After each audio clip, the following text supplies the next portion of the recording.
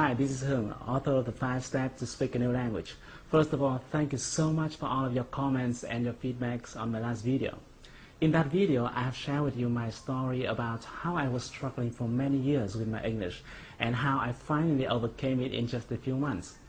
We've also talked about the opportunities you can get once you master your listening and your speaking skills. We talked about the working opportunities you can absolutely apply to all those multinational corporations out there looking for candidates in Asia. We talked about the learning opportunities. You have chances to learn from the best gurus in the world. The only thing you need is that you must be able to hear and understand what they say. We talked about the business opportunities. The business world is now flat, and you are free to join the global market, to search for a customer, your suppliers, your partners around the world. And today, by watching this video, you're going to understand more in details about how you can really master your English in a short period of time. Well, what do I mean by short period of time? I'm not talking about years. I'm talking about months. It might be 8 or 9 or 10 months. I can't say exactly how long because it also depends much on you. But some of my friends and my students were able to do it in 5 or 6 months. You're going to pick up one of the most important factors that determines whether you will quickly achieve your goal or will be struggling for many years with the language you want to learn. Let me start with a question. What do you think is the most important thing when it comes to learning a new language? Let's pause for a few seconds and really think about it. What do you think?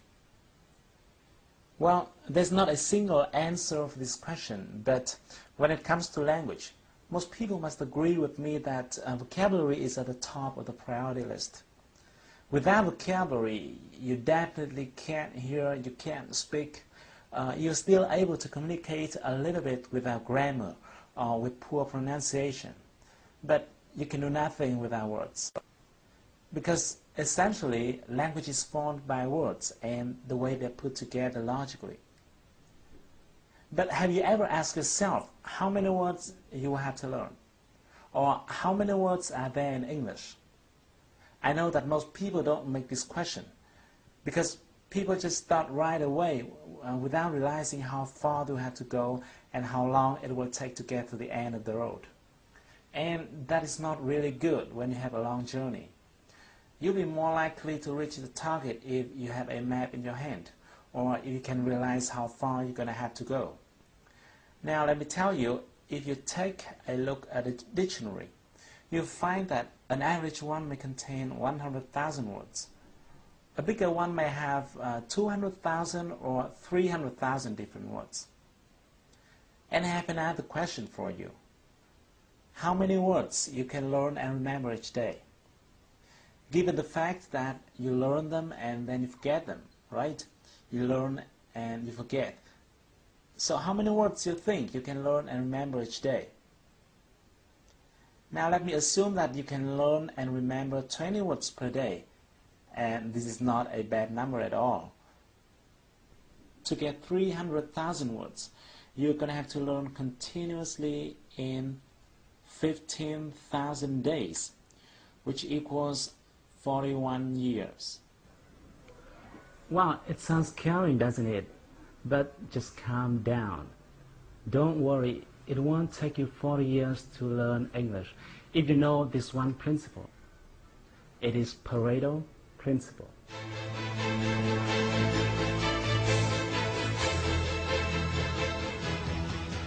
Even though you could have heard about it before, but let me give you a very quick review. Things in our world are arranged by an interesting rule, which is called the 80-20 rule. This was found by an Italian economist named Vilfredo Pareto. That's why it is also called the Pareto principle. In the beginning, he observed that 80% of the lands are owned by 20% of the population. And then he found that this number is true in many other fields as well. For example, 20% of the workers may produce 80% of the result. or 20% of the customers may bring in 80% of the revenue, or 20% of the features normally cause 80% of the usage, and so on. In fact, the rate 80 per 20 is rather a symbol than an exact number. In many cases, it could be 90 per 10 or 95 per 5. The reason why this principle became famous is because, thanks to it, people could decide where to put their efforts into, like their time, their money, their resources, in order to get the most results. And the great thing is that this principle is also true in learning a new language.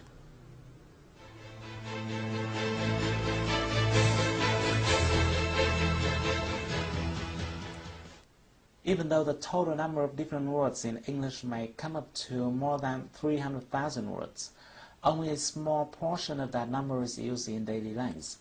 As early as the 1930s, George Zip has found what people now call Zipf's law. He researched various languages, including English, and he found that each word has a different frequency of occurrence. In English, for example, the word "the" tops the frequency ranking with 7.5%, the word "of" following with 3.5%, and so on. Amazingly, just 130 words make up 50% of occurrences. Other studies show that Americans use somewhere from 2,500 to 3,000 most common words in their daily lives. The good news is that these 3,000 common words build up more than 95% of the content in any conversation, telephone call, email, or even books and newspapers. In other words, instead of learning more than 300,000 different words, you can focus on 3,000 most common words but still understand 95% of all conversations, emails, newspapers, and books. These most common words belong to what we call the core vocabulary. Some linguists believe that the core vocabulary should contain 4,000 instead of 3,000 words. Others think it should be 2,000. But to me personally, I think the exact number is not very important, because the bottom line here is that you will be able to master your new language by focusing on this core vocabulary. When I share this finding to my friends and my students, some of them ask me, what happens if I still want to learn every word because I want to understand 100% of the content? Well, if you have the same question, let me tell you the following 3 points. Firstly, I'm not telling you to stop learning after getting those 3,000 words, because once you're mastering your core vocabulary and understanding most of the language, no one stops you from discovering further to enrich your vocabulary, right?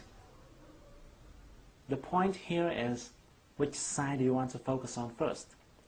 Do you want to spend years focusing on 297,000 uncommon words to understand 5% of the language?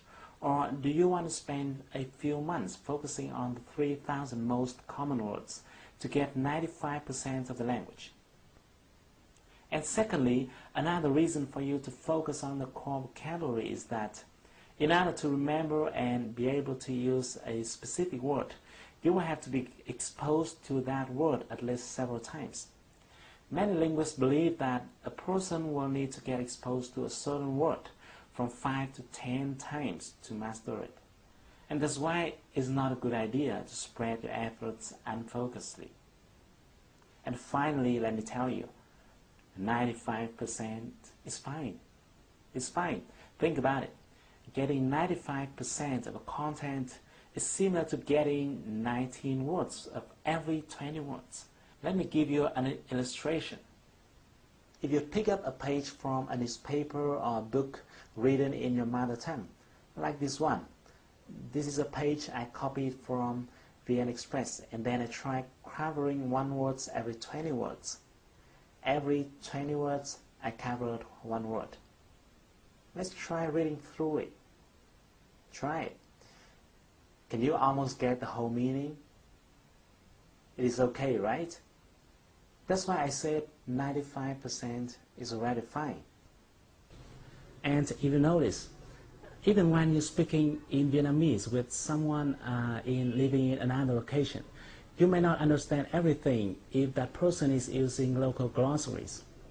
And what would you do if you don't understand one word or another? You would simply ask, what? Or what do you mean by, or things like that. It happens all the time in communication, even in your mother tongue. And in the last minute of this video, let me tell you my little secret. Actually, I don't know many words. I can't tell you exactly how many English words I know, but I'm quite sure that I don't know more than 300,000 words. But I can speak English quite freely, as you see I'm doing right now. I have no problem talking to my partners, negotiating deals over the phone or face-to-face. I have no problem reading documents, newspapers, books. I can watch movies without sticking my eyes into the subtitles. And you can do the same. Now that you've got one of the most important secrets that determines whether or not you will quickly achieve your goal in learning a new language. But we haven't talked about how you can actually get them. Which words are they? In the next video, I'm going to share with you a technique that will help you to quickly acquire all those important words. And the best thing is that you won't have to memorize them, but it will naturally go into your mind and will be retained in a long period of time. So, thank you for watching my video. If you like it, share it with your friends and your beloveds. If you're using Facebook, just simply click the like button to share it with your friends. If you have any question, or even if you don't agree with what I'm telling you so far, feel free to give me your comments and your feedbacks. I'd love to hear them. So stay tuned with your inbox. I'm going to send you the next video soon. But until then, take action. Do something. Do something right now to improve your English. Because if you want to shine tomorrow, you've got to sparkle today.